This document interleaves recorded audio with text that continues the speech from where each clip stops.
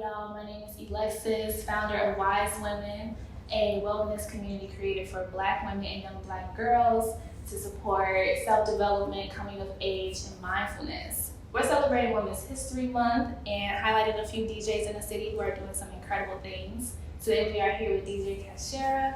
How are you feeling today? I feel good. I feel like I asked you that like so many times No, already. it's all good. I feel great. The weather isn't the best, but there's no snow, so I will take that. But I feel good today. How about you? How you feeling?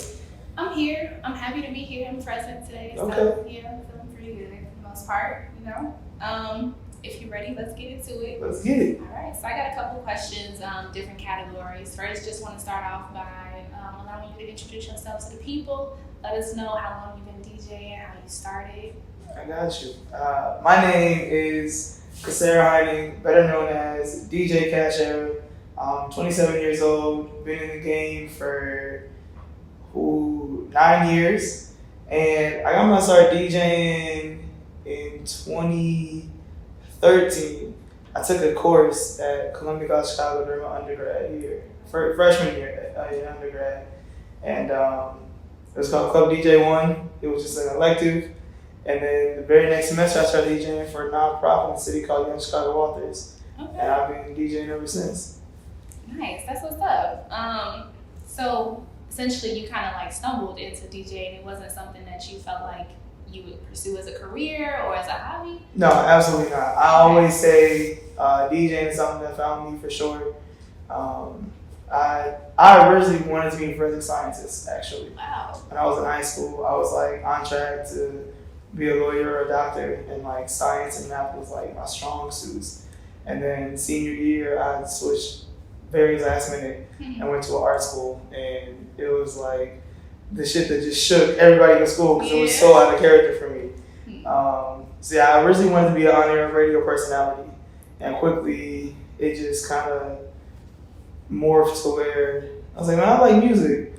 And then people around me were just like, you're really good at playing the music. You should do this more. So it took a while for me to even take DJing more seriously, because even though I was DJing my entire college career, I still saw it as a hobby. And it wasn't until senior year, right before graduation, where I started to really just decide, like, you know, like, I'm going all in. Yeah. Because, like, while I was in college, I worked off campus, on campus, paid internship, and was DJing while being in school full time. So I really just saw it like as a hobby because I was just working into my schedule.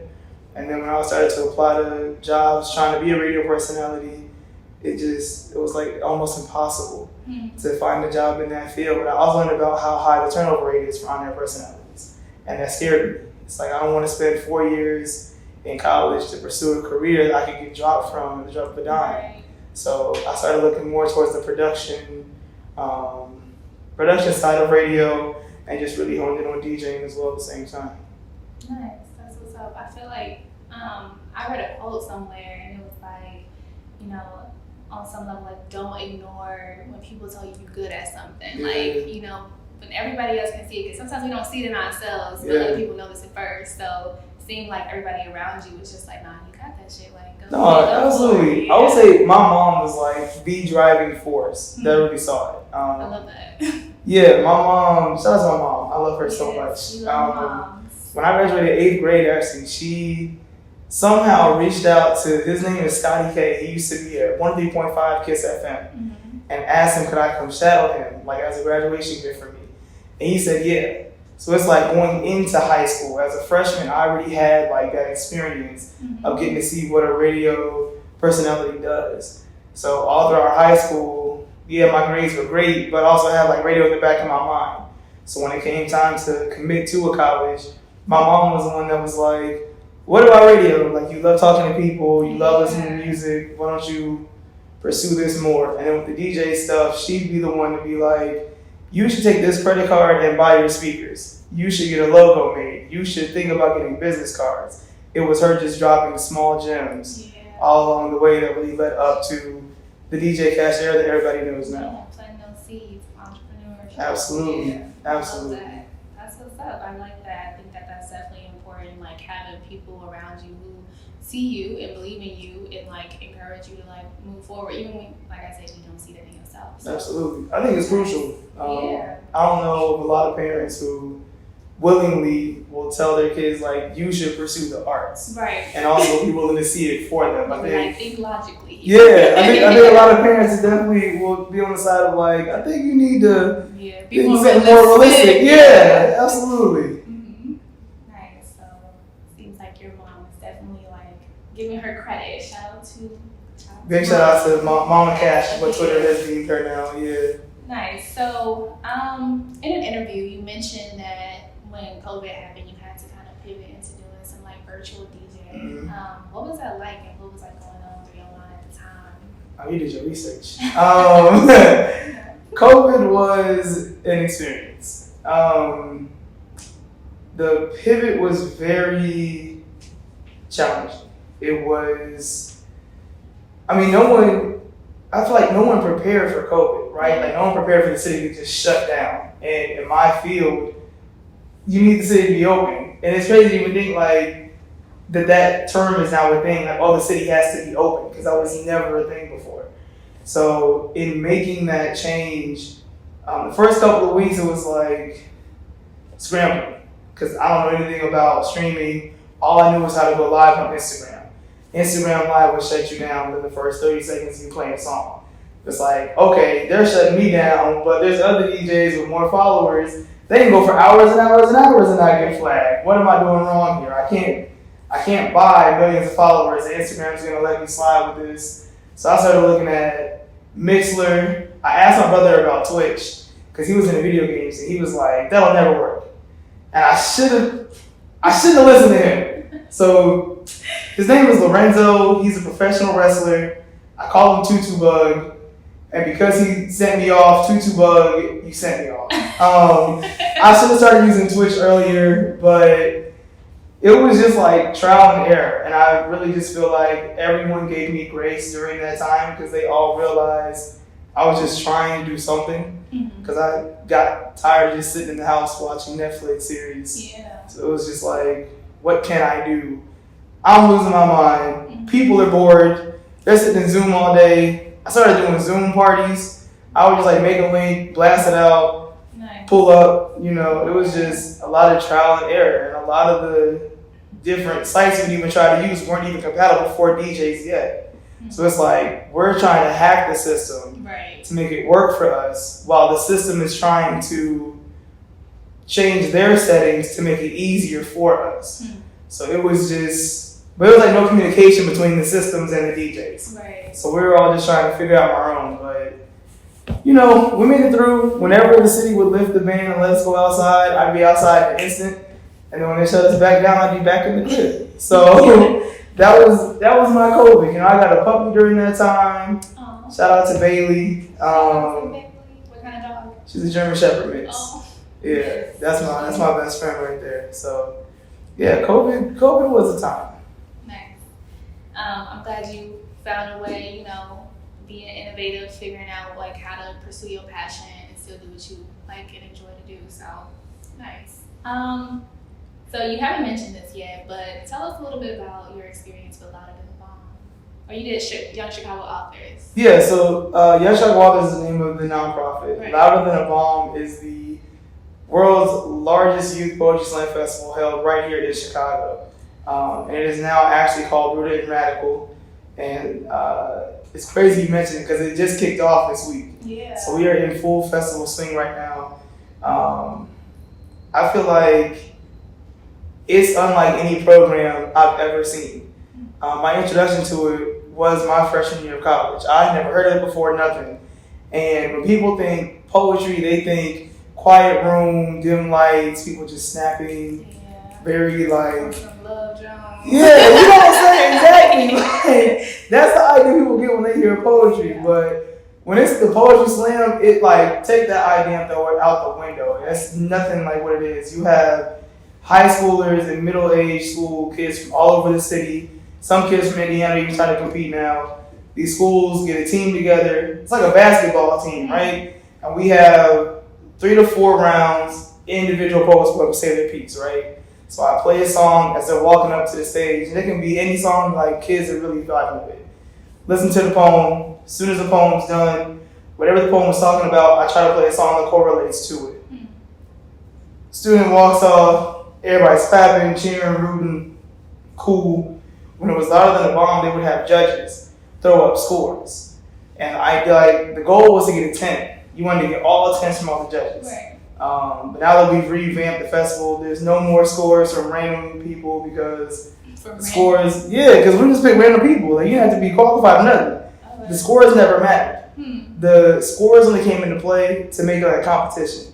Right? Because like when you make something to a competition, people are more inclined to like try and like want to participate and whatnot. So we did away with the scores. They didn't matter in the first place. And now the other poets get to rate the other poems that go up. Oh wow. So it's like, it's like your homies and your friends are watching you. Right. Even though you're competing against these schools, it's like you forced to admit like, they snap. Like they snap. I gotta give them their props on that. So I love the festival. It's something that I hold very near and dear to my heart. The students are fire. It's been crazy now that I've been with them for so long. Some of the students that were there when like I first started, they're in their 20s. Some of them got kids. They're going to my gigs now. I'm like, ain't you too young? They're like, Cash, I'm 23. I'm like, right, like in my damn, mind, that's in my mind. You still 15, big dog. Like, what you doing here?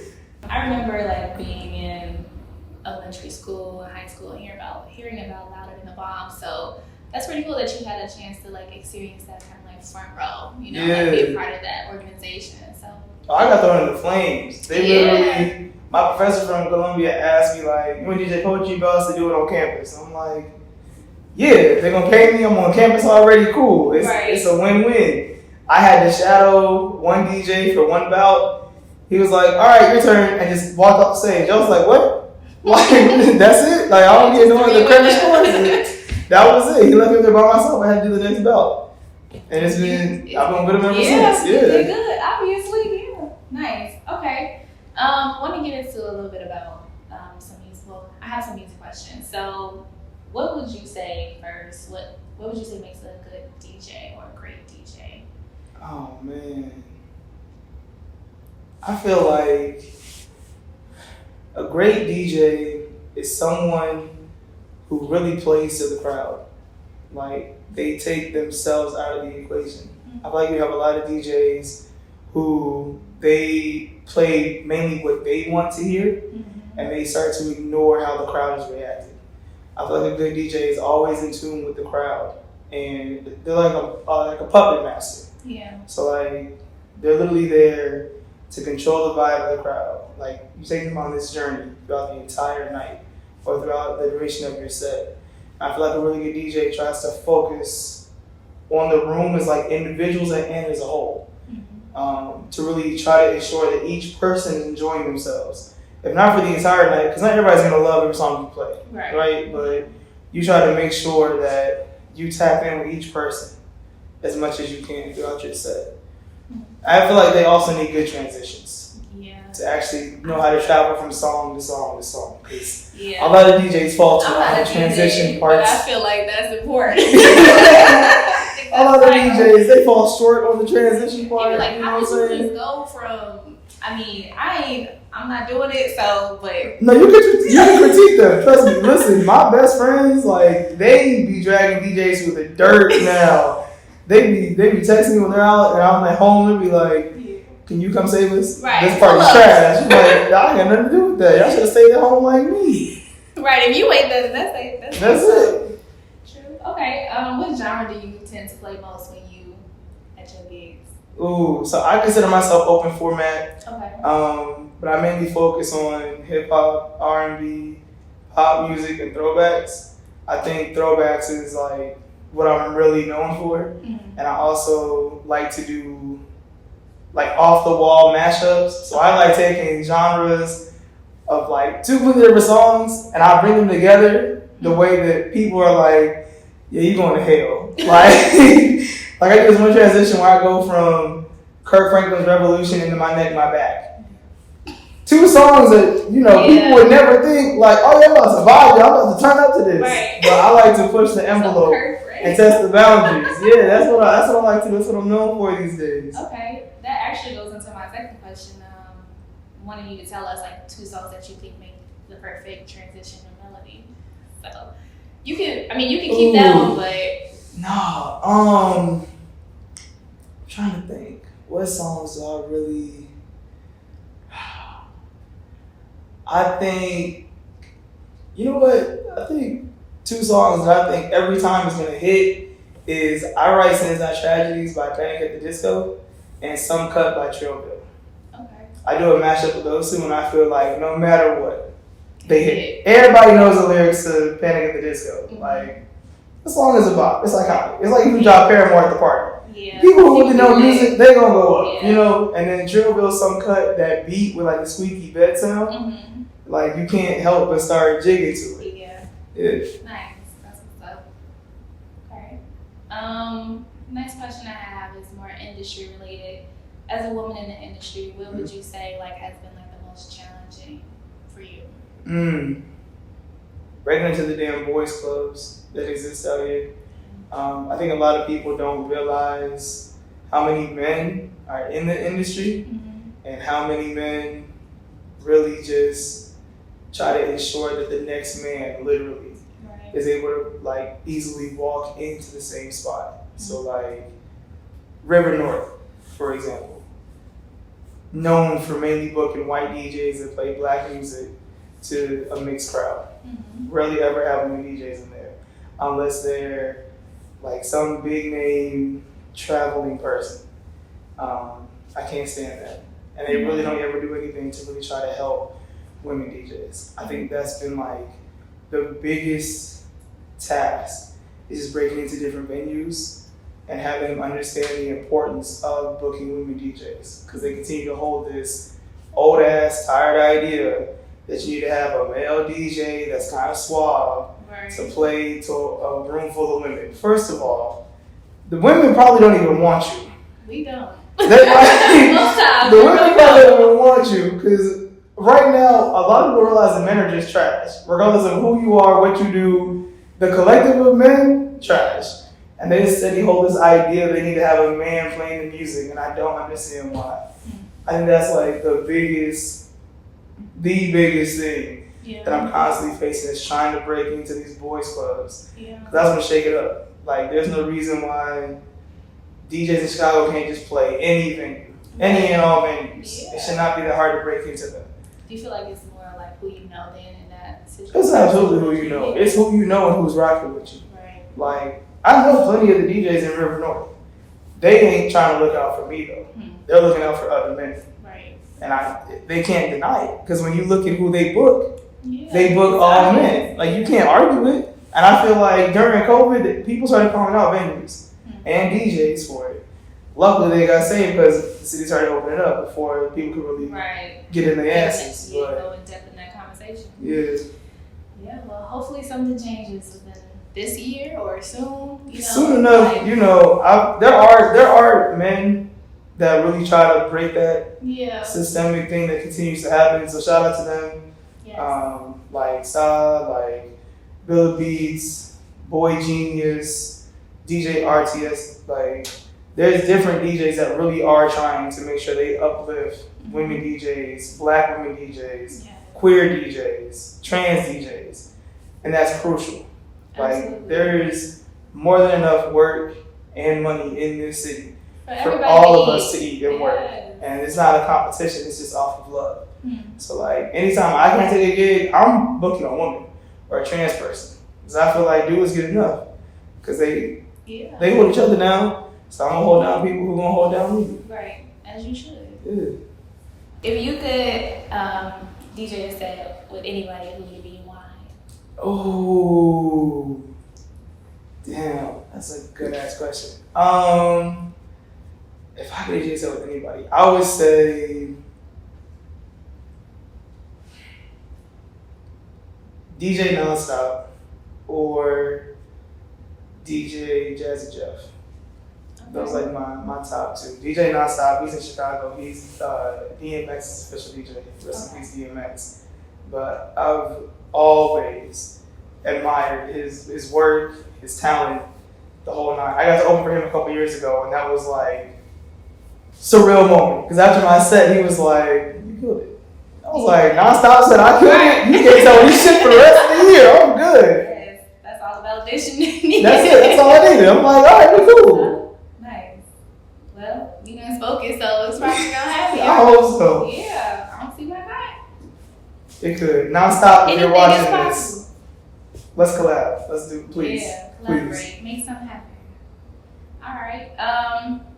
Next question that I have is be to describe your sound. Like, what do you feel like sets you apart from other people in this industry? I feel like my mashups. Okay. I really like playing with mashups. I love just taking lyrics of one song and throwing it over the instrumental of another. Yeah. Yeah, I like the mashups the most. I also don't talk a lot on the mic when I DJ. A lot of DJs, they talk too damn much, in my opinion. I don't like to do that. I talk when it's necessary. And then I would also say, like, I think I'm one of the few DJs out here that can play in like so many different specific areas. Mm-hmm. So like I'm able to go from playing in Boys Town and then play a set out south. And like those are two very different vibes. Very different. Yeah, you know, so I think that also sets me apart because I'm able to really play to the room. Like I'm forced to read the room and play to the room. And also know like what songs are popping up in Boys Town, like Charlie XCX and Rena, I don't know how to say her damn last name.